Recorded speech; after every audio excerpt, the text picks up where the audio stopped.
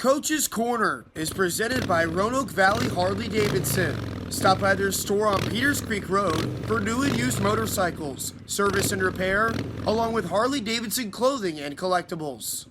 Hello and welcome in to another episode of Coach's Corner. I'm Mitch, Stewart, and this morning I'm joined by Dawgs head coach Dan Bremner. Dan, thanks for joining me. Yeah, of course. It was a split weekend for you guys here at home against the Pensacola Ice Flyers, kind of the tale of two games from Friday into Saturday. I'm curious to hear a little bit more about what your assessment was of the weekend overall, going from Friday night and then into Saturday night with the win.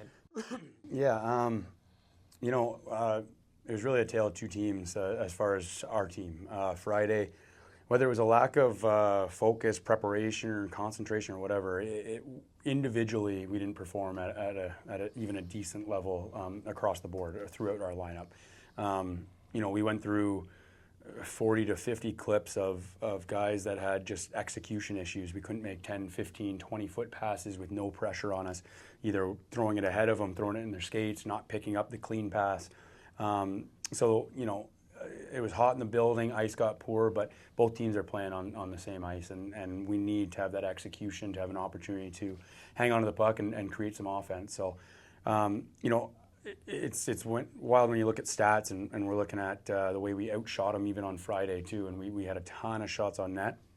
One of the things that we've been focusing on is our shot attempts in a scoring area inside the house, and you could see a big difference in that on Friday as opposed to Saturday. On Friday, we were about 50% of hitting those actually on net, and on Saturday we hit about 90% of those on net when we had the opportunity, and obviously that made a huge difference. Somebody that's been getting to the net often early on in this season, the rookie Gustav Mueller. Of course, he had that awesome goal, the second goal on the power play on Saturday night that everyone's going to kind of hang their hat on. But what are you seeing from him and his development here now that he's got a few weeks of pro games under his belt and he's starting to gain a little bit more experience?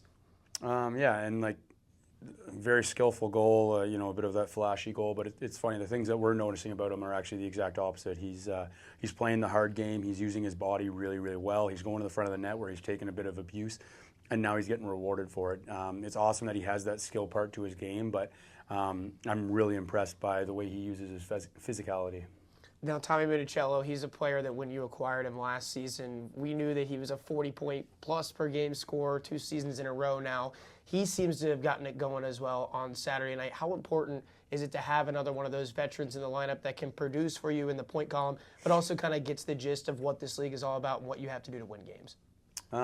With Tommy, it goes across our board, and it goes much further than Tommy, is consistency now. That's great that you can do that on a Saturday night, but if we're showing up the way we did on Friday, that's not a championship team, and that's our goal from now all the way through the end of the year, end of the season, end of the playoffs, is that championship mentality.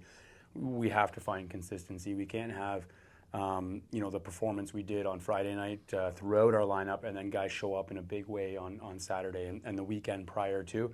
If we're looking at Tommy, had a great game on Friday and then not so good on Saturday. Out Friday here and then comes in on Saturday and puts up a big performance for us. You're not always going to have that game of 2 goals, 2 assists, and everything going your way and you're feeling it. But we have to find a way to contribute regardless of the way we're feeling or our puck touches and it's just not going your way that night. You have to have a way to contribute to the team win. So after opening weekend, I know that you guys had some changes to make, some fixes you guys wanted to have on the defensive end. And it feels like each weekend, each game, you guys have been able to grow a little bit more in that end of the ice. And now you bring back CJ Valerian into the fold as well. What do you think has kind of been the difference maker as far as what's been working better in the defensive end for you guys? I think it's just been a progression as far as going through the video and seeing what we can do better. Obviously, getting bodies back like a CJ Valerian is huge for our lineup. His compete factor is off the charts. He's a competitor at all the time in practice, in games, and I think it brings everybody else's competition up as well.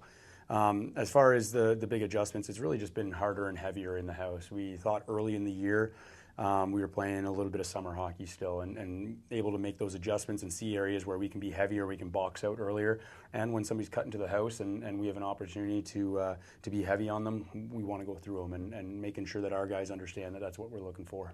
You guys have just the one game this weekend. You go down to Birmingham and take on the Birmingham Bulls. It's a roster that still has a lot of similarities to the last couple of years, a lot of good forwards on that team. What are your expectations from going down to Pelham this Friday night and taking on Birmingham?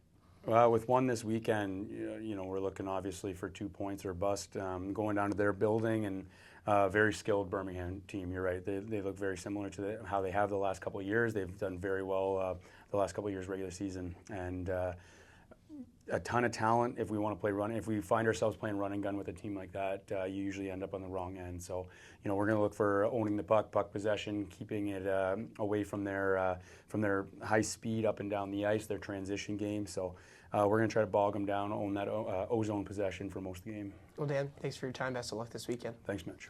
That's going to do it for this episode of Coach's Corner. Just the one game on Friday night for Roanoke on the road this week down in Birmingham. But the Dawgs are back home next weekend, the 15th and 16th of November, to take on the Quad City Storm right here at the Berglund Center.